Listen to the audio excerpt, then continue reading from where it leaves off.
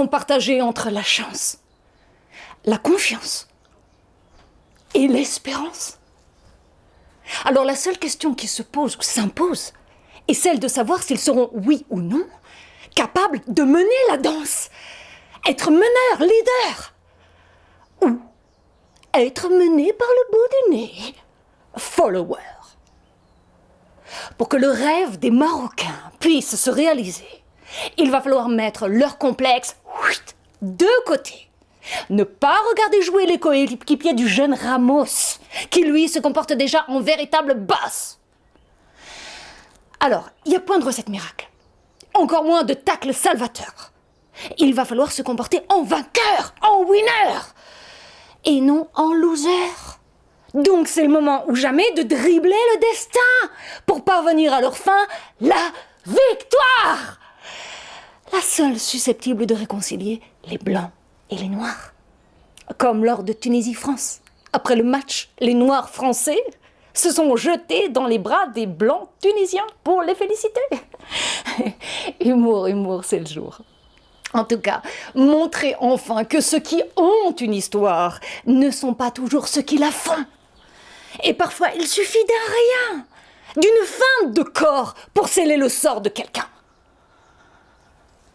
Mais bon, à moins d'être débile, tout le monde sait que ce n'est pas facile. La réussite est moins une question de terrain qu'une question de rein.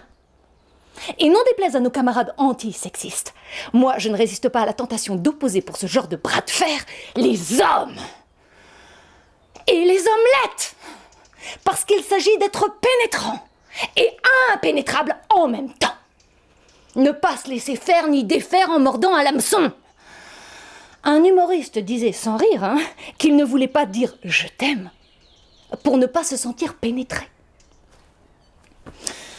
Leader ou follower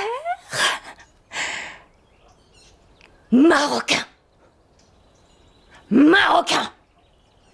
Marocain, en garde. Le monde vous regarde.